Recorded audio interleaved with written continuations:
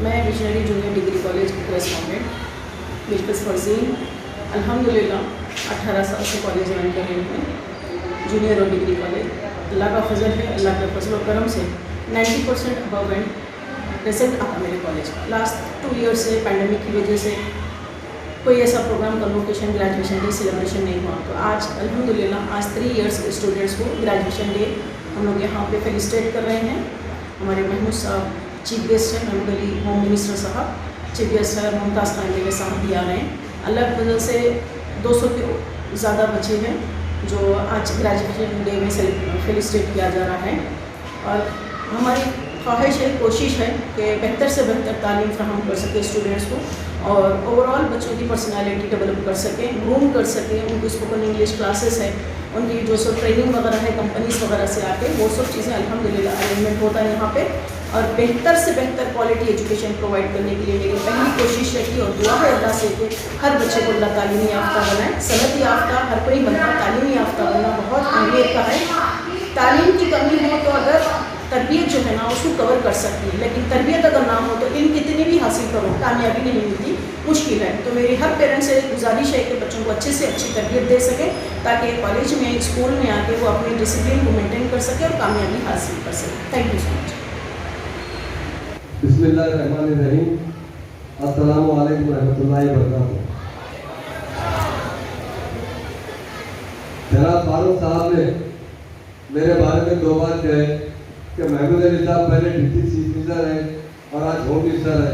मैं एक ही बात कहता हूँ, मैं आप सब भाइयों और भाइयों का खादिम हूँ। मुझे खिदमत करने के लिए ये होता दिया गया, इसलिए मैं खातिर तमाम बिना मदद और मिलत सबकी खिदमत करता हूँ। और ख़ासतौर से आज इस मदरसे के रीजनल कॉलेज के सेक्रेटरी मोहतरमा बिल्किस फरजीन साहबा, जनाब फारूक साहब जो तेलंगाना मूवमेंट में भी एक बार मैं फारूक साहब के पास गया था, बहुत देर उन्होंने समझाया था तेलंगाना बंदिशा में क्या फ़ायदा है और उन्होंने उस वक्त मेरी सपोर्ट भी की थी। मैं दिल की गहराई से शुक्रिया अदा करता हूँ। Retired assistant professor doctor Salamuddin Mujahid साहब, जब मैं उनकी तकरीर सुना हूँ लेकिन उन्होंने मुझे बड़ी खुशी हुई कि जो तालीम के बारे में उन्होंने इज़हार ख्याल किया और क्या डिग्री क्या तालीम एजुकेशन देना चाहिए। उन्होंने कहा कि लायक बनना चाहिए, यकीनन ज़रूर बनना चाहिए, जिसकी वजह से हम तमाम लोगों की खिदमत कर सकते हैं। प्रोफेसर हमारे जनाब सैयद फहीमुद्दीन साहब इंटरनेशनल मोटिवेशनल स्पीकर और जनाब अरशद भाई साहब और दहेज पर बैठे हुए मेरे तमाम भाइयों और आज खासतौर से हमारे स्टूडेंट्स आए, मेरे नौजवानों, मेरे दोस्तों और भाइयों बहनों, तालीम के मामले में यकीनन हम लोग वही लोग किस्मत वाले जिन्हें तालीम मिल सकती है। तालीम एक बहुत बड़ा सरमाया है, उसकी मिसाल किसी से भी नहीं ली जा सकती। और टीचर्स यकीनन हमारे लिए फरिश्ते के मालिक है, वो लोग अपने बच्चों की तरह आपको तालीम देते हैं, हम उनका बहुत एहतराम करना चाहिए। एक बात सुनाना चाहता हूँ, सेकेंड वर्ल्ड वॉर के बाद जब बहुत ज़्यादा एटम बम जिस मुल्क पर पड़े थे, वहाँ जब एक मीटिंग हुई, वहाँ कहा गया कि हमारे फौजी मर चुके हैं, प्रॉपर्टी तबाह हुए और हमारे टीचर्स महफूज हैं। जिस मुल्क में टीचर रहते हैं वो मुल्क तरक्की कर सकता है। तो इसीलिए मैं बताना चाहता हूँ तालीम की अहमियत, तालीम बहुत ज़रूरी है हमारे लिए। आजकल तो खास तौर से हमारी कम्युनिटी को तालीम की ज़रूरत है और लड़कों के साथ लड़कियों की तालीम बड़ी अफजल तालीम। मुजाहिद साहब ने बड़ी अच्छी बात कही है कि नौजवानों की जो तालीम होती है वो अपने मुल्क, अपने ख़ानदान, अपने फैमिली को संभाल सकते हैं और लड़कियों की जो तालीम उससे अफजल होती है तो सारे गुप्ता को तालीम दे सकते हैं। तो तालीम की अहमियत इस्लाम में भी बहुत ज़्यादा है, दूसरे मज़हबों में मैं नहीं जानता और इस्लाम में प्यारे रसूल सल्लल्लाहु अलैहि वसल्लम ने सबसे जो पहले नई नाज़िल हुई थी इक़रा बिस्मिक रब्बिक ख़लक़, तो तालीम के बारे में और बहुत मशहूर कई वाक़यात है कि आदमी का चीन तक भी जाकर तालीम हासिल करना है तो ज़रूर हासिल करने की हिदायत दी गई। तो तालीम से ही हम तरक्की कर सकते हैं, बगैर तालीम के नहीं कर सकते। और जो लोग तालीम देना चाहते हैं, जैसा हमारे फारूक भाई की तरह, यकीनन वो बड़े बड़े बड़े महान इंसान होते हैं जो दूसरों को तालीम देना चाहते हैं। अभी इस्लाम का साबित नहीं है आपके कि हमारे जमात इस्लामी में हम अपने तरफ से बच्चों को अच्छी तालीम दे रहे हैं, कुछ फंड भी दे रहे हैं, तो बड़ी खुशी की बात है। मैं एक बात जरूर कहना चाहता हूँ, तेलंगाना तहरीक में अगर सबसे दानिश्वर कोई लोग थे या साथ देने वाले थे तो जमात इस्लामी थी, जो हमारी मूवमेंट को साथ दी। उसके दूसरे लोग डरते थे मूवमेंट को साथ देने के लिए। तो मैं सभी जमात इस्लामी के तमाम जिम्मेदारों का मैं दिल की गहराई से शुक्रिया अदा करता हूँ। और तालीम के बारे में जमात इस्लामी भी हमेशा आगे बढ़ते रही, और तालीम बहुत ज़रूरी है। जब तक हम तालीम हासिल नहीं करेंगे तब तक हम तरक्की नहीं कर सकते। तालीम एक ऐसी चीज़ है, जिस तरह एक पत्थर जो गोलगुंडे से निकला था वो तराशा के बाद कोहिनूर बना, वो यहाँ से कहाँ तक चलेगा आप जानते हैं। तो तालीम वही है, बच्चे अगर तालीम हासिल करेंगे और बच्चे तालीम हासिल करेंगे तो खुशहाल जिंदगी गुजार सकते हैं और आगे अपनी नस्ल को भी सुधार सकते हैं। तो तालीम की अहमियत जितनी भी दी जाए कम है, और टीचर्स का बहुत रिस्पेक्ट करना चाहिए। टीचर्स हमारे लिए अपने बच्चों से ज़्यादा हमें चाहते हैं, और वो चाहते हैं कि दुनिया में जो दो इंसान है खुश होने वाले, अगर कोई इंसान की तरक्की पे तो वह आपके माँ बाप, दूसरा है आपके टीचर्स। वो यही चाहते हैं कि हमारे लड़के हमारे शागिर्द अच्छे से अच्छी तालीम हासिल करें। आज दुनिया में कितने बड़े इंसान अच्छे उस्ताद होने की वजह से वो तरक्की कर सके, अच्छी तालीम हासिल कर चुके हैं। तो तालीम के बारे में इस वक्त जो आज जो हालात है आजकल के हमारे, खासतौर से हिंदुस्तान के अंदर हमारे मुसलमानों के हालात में तालीम के लिए बहुत जरूरी है। बगैर तालीम के हम तरक्की नहीं कर सकते। तालीम एक ऐसी चीज़ है जो हमें रास्ता दिखाती है, आगे बढ़ने के मौके फराहम करती है। तेलंगाना स्टेट बनने से पहले 65 साल तक दो हुकूमतें की, तेलुगु देशम और कांग्रेस, और 65 साल दौर में सिर्फ 12 रेजिडेंशियल स्कूल थे, जिसमें 2800 बच्चे पढ़ा करते थे। हमारे सीएम साहब ने हमने गुजारिश की कि माइनॉरिटी के रेजिडेंशियल स्कूल होना चाहिए। सीएम साहब ने कहा आप बेफिक्र रहिए, तेलंगाना बनने के बाद ज़्यादा से ज़्यादा स्कूल खोलेंगे। सीएम साहब ने 3 साल के अंदर 204 रेजिडेंशियल स्कूल खोले, जिसमें 1,40,000 लड़के और लड़कियां तालीम हासिल करते हैं, और 1,40,000 में 58,000 लड़कियां तालीम हासिल करते हैं। लड़कियों की तालीम की बड़ी अहमियत है। तालीम एक ऐसी चीज़ है, इंसान को जितना से एज की कोई लिमिट नहीं है, आप जो उम्र में भी तालीम हासिल करें कम है। अभी हमारे मुजाहिद साहब ने कहा कि लॉ कॉलेज के बारे में कहें, अक्सर लोग आते हैं मेरे पास, मैं उनसे कहता हूँ कि हमारे बच्चे लायर बनना चाहिए, हमारे बच्चे IAS बनना चाहिए, हमारे बच्चे IPS बनना चाहिए, हमारे बच्चे चार्टर्ड अकाउंटेंट बनना चाहिए, क्योंकि हम सारे कौम की खिदमत करें। कुछ दिन पहले मेरे एक अजीज का बच्चा मेरे पास आया था, आगे मुझसे कहा मैं कहा क्या करें, तो बोला अभी भी लॉ कॉलेज में एडमिशन लेना चाह रहा हूँ। ये अच्छी बात है। तो नहीं शुरू में देरी क्यों हुई, तो हमारे माँ बाप भी मुखालिफत कर रहे थे, फिर हम मुफ्ती साहब को पास जाकर फतवा लेकर आए कि ला कर सकते हैं, लोग की खिदमत कर सकते हैं। तो बाद मुसलमानों के बात का डर है कि ला करने की वजह से ऐसे लोगों का भी केस बनना पड़ता है जो जुर्म करने के बाद वो मुजरिम साबित होते हैं। और देखिए कानून के लिए तो लायर होना बहुत जरूरी है, और आजकल तो मुसलमानों को यकीनन लायर बनना चाहिए। मैं खुद ने भी एक कोर्ट से अभी बताया, मैं मुजाहिद साहब को कोर्ट सिटी में एक लॉ कॉलेज के लिए मैं खुद हुकूमत से रिपोर्ट किया हूँ। इंशाल्लाह ये साल एक लॉ कॉलेज कोर्ट सिटी में खुल जाएगा। जो इस्लामिया कॉलेज है उन्हीं को परमिशन के लिए मैंने रिक्वेस्ट किया है, क्योंकि पुराने शहर में लॉ कॉलेज नहीं है, एक ही मुकम्मल कॉलेज के अंदर ही निकाल का एडमिशन मिलता है, उसके अलावा कहीं पर भी मुसलमानों को मौके रहे। उर्दू जबान की तरक्की के लिए हमारे सीएम साहब ने काफ़ी उर्दू की तरक्की की कोशिश की है। मैं सबसे अहम बात बताता हूँ, पहले जितने हमारे कलेक्टर्स थे या जितने कमिश्नर या DCP हो करते थे, वो उर्दू पढ़ना नहीं आता, कोई उर्दू जाना नहीं होता था। हमारे सीएम साहब ने 66 उर्दू ऑफिसर को अपॉइंट किया। वो क्या करते हैं, हर मिनिस्टर के पास रहते हैं, चाहे मुझे हो, चाहे DG साहब के पास हो, कमिश्नर साहब के पास हो, कलेक्टर के पास हो, कोई पहले लेटर लिखते हैं, भाई कैसे लेटर लिखते हैं, तो फॉरन ट्रांसलेशन करके देते हैं। उसका जवाब भी सीएम साहब ने कहा ट्रांसलेशन करने के बाद किसी उर्दू का जवाब उर्दू में देना चाहिए। तो हमारे उर्दू ऑफिसर के तहत तमाम लोगों को जो सवाल करते हैं या उनको फरियाद बताते हैं, तो उसका जवाब उर्दू में दिया जाता है। और दूसरी बात है, इस मरतबा 92,000 जॉब मिले, और उससे पहली स्टेट है हमारी तेलंगाना के अंदर जिसको उर्दू में भी मुनक़िद किए जा रहे हैं। तो साबिका में तेलुगु में और अंग्रेजी में मुनक़िद किए जाते थे, उर्दू का नहीं था। सीएम साहब ने इस मरतबा ग्रुप 1, ग्रुप 2, ग्रुप 3, ग्रुप 4 के बुक्स को ट्रांसलेशन करके पब्लिक के लिए फ्री दिए जा रहे हैं। तो मैं तमाम मेरे बहनों से भाइयों से गुजारिश करता हूँ, आने वाले एग्जाम में आप बैठिए, इंशाल्लाह उर्दू में लिखिए, जो जो लोग उर्दू जानते हैं, क्योंकि जो दीनी मदरसों में तालीम हासिल करते हैं, यकीनन आज वहाँ पर भी अंग्रेजी सिखाई जा रही है। और उर्दू में भी इस मरतबा सीएम साहब ने इसलिए मौका दिया कि आपको 4% रिजर्वेशन तो मिलता है, और सीएम साहब ये चाहते हैं कि 12% मिलना चाहिए। तो उसके लिए उन्होंने असेंबली काउंसिल गवर्नर से अप्रूवल ले चुका है, वो प्राइम मिनिस्टर के पास पेंडिंग में है।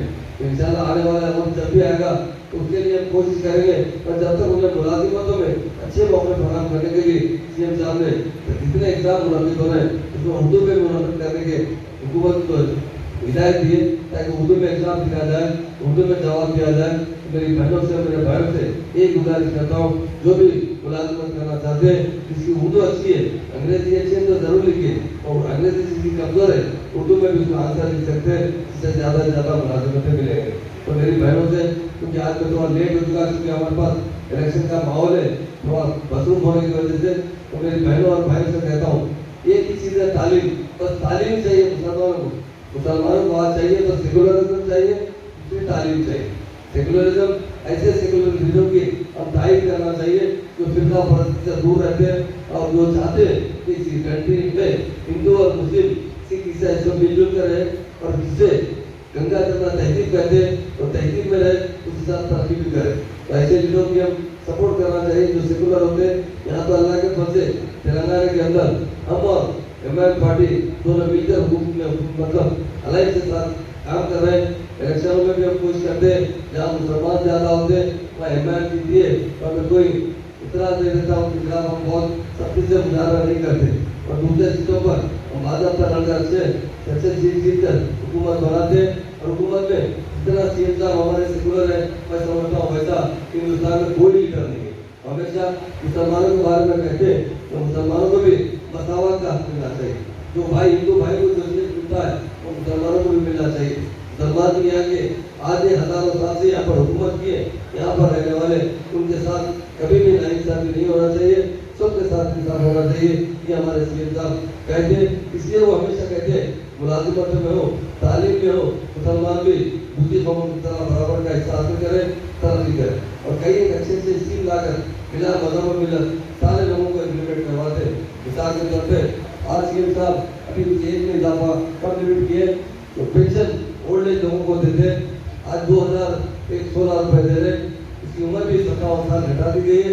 और बात इसलिए कह रहा हूँ कि हमारे स्टेट से यहाँ के लोगों को अवेयरनेस बिल्डअप कर देते हैं। हमारे मुस्लिम भाई बहन एक बार चक्कर कहते हैं, एक दूसरी बार चक्कर नहीं करते, परेशान हो जाते हैं। अब हर चीज़ के लिए पैरवी करना चाहिए, हमारे हाथ में रहना चाहिए। यहाँ हुकूमत देने के लिए तैयार है। आज हम जितने ओल्ड एज पेंशन है हजारों में लाखों लोगों को दिया जाता है। साबिका में ऐसे स्कीम नहीं थे, शादी मुबारक की स्कीम है।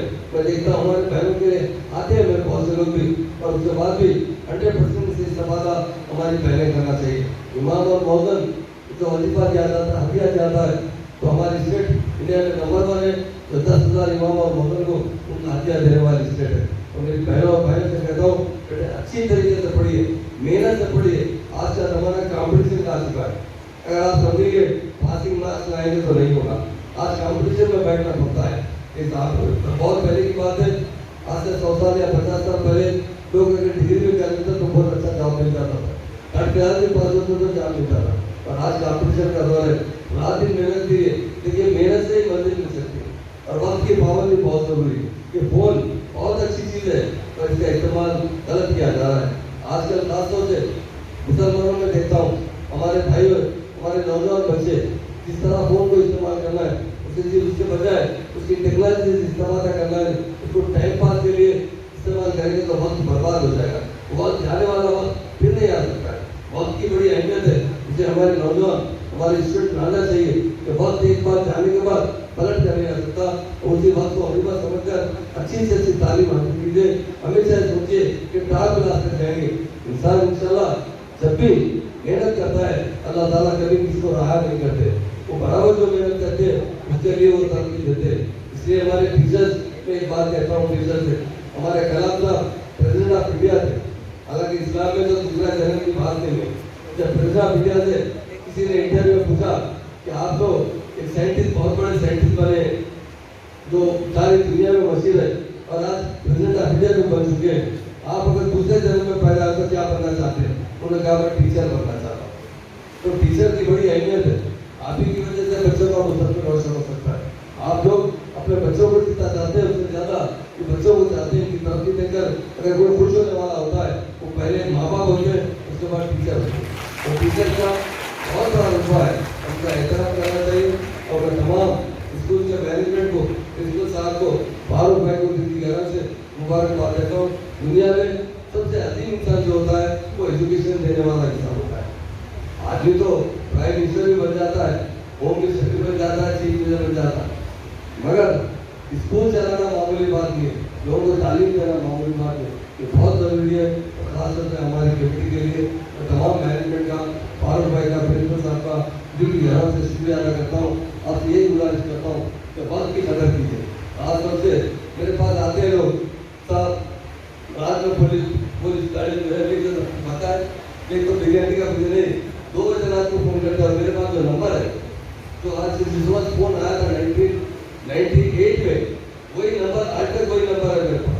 कभी मैं होम मिनिस्टर बनकर फ़ोन नंबर नहीं बदला। बहुत से लोग कहते हैं कभी कभी घर में भी इतना होता है ये फ़ोन नंबर जो आप बदल दीजिए। मैं कहता हूँ कि लोगों के पास, गरीबों के पास यही नंबर है कि नंबर बदल दूंगा तो मैं नंबर नहीं मिलेगा और बुरे वक्त पे अगर मैं फ़ोन नहीं उठाऊंगा तो उनकी मदद नहीं कर सकता। रात को 2 बजे 2-3 से फिर बज जाते हैं, नींद में से उनका फ़ोन आया तो बोलते साहब पुलिस वाले गाड़ी पकड़ लिए। अरे क्यों पकड़ लिए? हम 3 आदमी गाड़ी में बैठ के जाए। 2 बजे के रात फ़ोन करने का है और हमारे लोग हमसे जो काम लेना है वो कम लेते हैं, बेकार किसी पर टाइम खराब करते हैं। इसलिए मगर मैं चाहता हूँ, मुझे बहुत से लोग बोलते हैं अरे आप होम मिनिस्टर को फ़ोन क्यों उठाते, आप उठाने की जरूरत नहीं है। बस भाई कोई एक आदमी की भी मैं तकलीफ दूर कर सकूँगा तो मेरे लिए कोई राहत का दरिया मिल जाएगा, मेरी आदत सुधर जाएगी। तो मैं चाहता हूँ कि जो भी फ़ोन करते जरूर कोशिश करता हूँ कि फ़ोन उठाकर बात करें। अगर कोई आदमी बीमार है तो मैं इमीडिएट एम्बुलेंस भेज सकता हूँ, कोई बीमार है इमीडिएट डॉक्टर में शरीक कर सकता हूँ, कोई परेशान है तो इमीडिएट मदद कर सकता हूँ। फ़ोन उठाकर तो मदद करूँगा, फ़ोन नहीं उठा तो क्या हूँ। इसलिए मैं फ़ोन उठाते रहता हूँ कि तो मेरी ड्यूटी है। मैं पहले बता दिया, फारूक भाई ने मेरे बारे में जो बात कहे तो मैं कहा मैं कोई होम मिनिस्टर हूँ या डिप्टी हूँ, मेरे भाई और बहनों का मैं शादी को खिदमत करना हमारी खरीदा है। इसलिए मेरे बहनों और मेरी लड़कियों में बेटियों से मैं गुजारिश करता हूँ बेटा वक्त की बहुत कदर करो। जितना पढ़ेंगे, जितना ज़्यादा पढ़ेंगे उतना मंजिल तक पहुँच सकते हैं और उतना तरक्की कर सकते हैं। और तिजारत भी उसी तरह है, जो आदमी मेहनत करता है वही तरक्की करता है। डिग्री रखने पर तरक्की नहीं करता, उसके पास मेहनत की कैपेसिटी होना चाहिए, सोने से कुछ नहीं होता। हमारे कौम का ये हाल है, जो टाइम सोने के लिए अल्लाह ताला दिया वो टाइम जागते हैं, और जो टाइम जागने का है मेहनत करने का वो टाइम जाके सोते हैं। मैं देखता हूँ लोग बोलते हैं भाई 2 बजे उठते, 1 बजे 2 के बाद उठते। एक बार मेरी दावत की गई, बहुत बड़े पैमाने पर दावत की गई, अच्छी से मैं कर पाऊँ। और क्या दावत में तो वो लोग मुझसे बताए बहुत अच्छी दावत रखे, अच्छा खिला पिलाए। मेरे बोले साहब ये साल में हम उठे तो सबसे पहली मतलब इतना जल्दी उठे। मैं बोला भाई ये तो दोपहर का खाना खिला रहा है, मेरे को सुबह का नाश्ता थोड़ा खिला रहा है। तो बोले साहब तो 5 बजे के बाद उठते। मैं बोला ये तो बहुत गलत बात है, सुबह उठना चाहिए। फजर पड़ गया सोचते फिर असर को उठते, अरे जोर के सोचते भाई तो दिन में काम क्या करते। तो मेरी गुजारिश है कि सुबह उठना चाहिए। और एक खास बात है क्योंकि हमारे नौजवान लड़कियाँ हैं, लड़के घरों का खाना खाना चाहिए, घर में पका कर खाना चाहिए। मैं देख रहा हूँ बहुत से बीमारियाँ बढ़ते जा रहे हैं, कई लोगों की किडनी खराब हो रहे हैं, कई लोग कई प्रॉब्लम में फंस रहे हैं। उसकी वजह से बढ़ियों पे ठेले पे फ़ोन पे मंगा लेते, खा लेते। हमारी बहनें हमारे बच्चों से गुजारिश है सुबह उठना चाहिए, घरों में अच्छा पकवान करना चाहिए। अपने भाई हो, अपने माँ बाप हो या शादीशुदा लोग, अपने शौहर को, अपने खानदान को सुबह का नाश्ता अपने हाथ से बना कर खिलाना चाहिए। हमने ये आदत पड़ चुकी है कि 2 बजे, 1 बजे, 12 बजे उठेंगे, इससे भी एहतियात करना चाहिए। लाइफ एक प्रैक्टिकल होती है, थ्योरी नहीं रहती इसके अंदर। और जिंदगी का सिस्टम अगर सुधार लेंगे, एक सिस्टम में जिंदगी लेकर चलेंगे तो हमेशा जिंदगी में कामयाबी मिलेगी। तो आज का दौर तो बहुत ही गिरानी का दौर चुका है, बहुत आजमाइश का दौर चुका है, बहुत अच्छी इनकम की जरूरत है, इसके लिए उतनी मेहनत की भी जरूरत है। मेरी लड़कियों से मैं गुजारिश करूँगा कि अच्छी से तालीम हासिल करें। आप अगर तालीम हासिल करेंगे तो आपकी शौहर को अच्छा रास्ता बता सकते हैं, साफ सुथरे को अच्छी तरीके से ट्रीट कर सकते हैं। क्योंकि प्रैक्टिकल लाइफ होती है तो उसमें तालीम का बहुत बड़ा दर्जा होता है। जितना अच्छा तालीम हासिल करेंगे उतनी अच्छी जिंदगी गुजार सकते हैं। इसके लिए मैं स्कूल मैनेजमेंट का, फारूक भाई का, तमाम लोगों का दिल की गौरव से शुक्रिया अदा करता हूँ। मुझे बुलाया गया, मैं इंशाल्लाह कभी भी मैं आपकी तारीफ कर रहा हूँ, जब भी जरूरत रहेगी। और तारीफ के मामले में तो मेरा एजेंडा ही था TRS में आने पर। मुझे बहुत से लोगों ने पार्टियों का ऑफर की, मैं कहा कि बड़ी पार्टी में जाएंगे, हुकूमत बनेगी तो लोगों के बारे में हमको अच्छा काम करके की तरफ से मिला सकते हमारी गाँव की। इसलिए CM साहब ने मुझसे तो CM साहब ने कहा था 500 तक स्कूल खोलेंगे और हालात की वजह से गुजरे और आगे हम जरूर कोशिश करेंगे हमारे बच्चे कम से कम लाखों की तादाद में बच्चे अच्छी तालीम हासिल करेंगे। सरकारी स्कूलों में एक पैसा देने की जरूरत है तो आज देर की जा रही है तो रेजिडेंशियल स्कूल खोले और इससे आगे बढ़ाते हुए हम यही चाहते हैं कि हमारे गाँव को अच्छी से अच्छी तालीम मिले, बाइज्जत तरीके से जिंदगी गुजारे। मुझे वक्त देने पर मैं फिर भी गाँव से आपका शुक्रिया अदा करता हूँ। बहुत देता हूँ।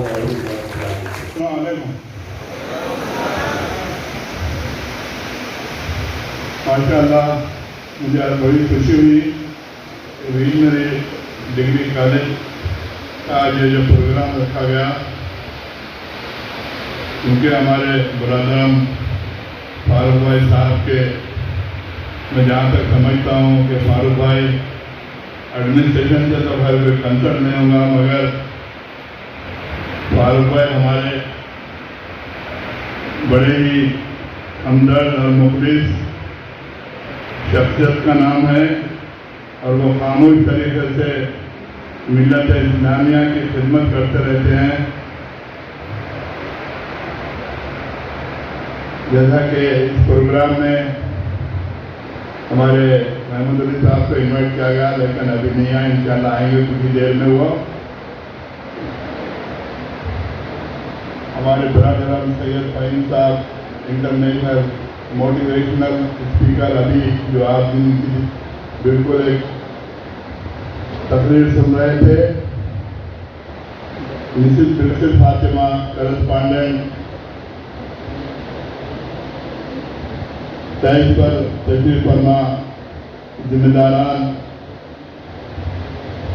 तमाम इस कॉलेज के स्टूडेंट्स और पेरेंट्स, ये बड़ी अच्छी बात है कि इस किस्म के प्रोग्राम रखकर और हमारे प्रोफेसर साहब जैसे काबिल आदमियों को इनवाइट करने से, जिससे आपको काफ़ी मालूमात में इजाफा होता है, क्योंकि आज के ज़माने के अंदर तालीम बेहद ज़रूरी है। जब इंसान के अंदर तालीम आती है तो उसमें शऊर पैदा होता है और अच्छे बुरे की तमीज़ होती है। ख़ुसूसकर इस मुल्क के अंदर आज जो हालात पैदा हो रहे हैं, हमको तालीम हासिल करना बेहद ज़रूरी है। ख़ुसूसकर हमारी बहनों को तालीम से आरास्ता होना चाहिए, क्योंकि आप देख रहे हैं कि तरीके से नए नए क़वानीन निकाले जा रहे हैं, बुर्का के ताल्लुक से, स्कार्फ बनने के ताल्लुक से। बहरहाल आने वाले दिनों के अंदर मैं समझता हूँ कि और बहुत सारे तब्दीलियाँ आएंगे, ख़ुसूसकर हमारी कम्युनिटी के ऊपर, और बहुत सारे मज़ालिम ढाए जाएंगे।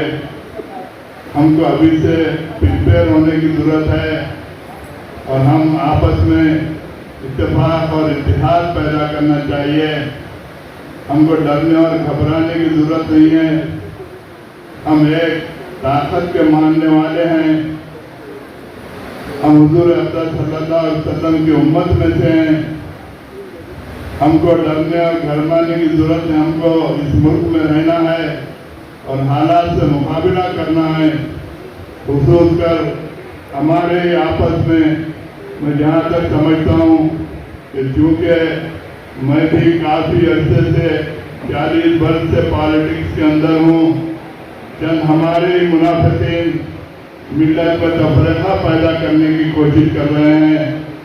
तरह तरह की बातें की जाती हैं। हमको समझना चाहिए, हमको उनसे होशियार रहना चाहिए, क्योंकि इनका मकसद सिर्फ यही है कि मिल्लत के अंदर एक तफरीका पैदा करे। और ख़ुसूसकर आजकल एक 10-15 साल से मुख्तलिफ उन्वानों पर मुख्तलिफ हक़ाइक़ के तहत हमें तफरीका पैदा किया जा रहा है। हमको एक दूसरे से दूरी पैदा की जा रही है।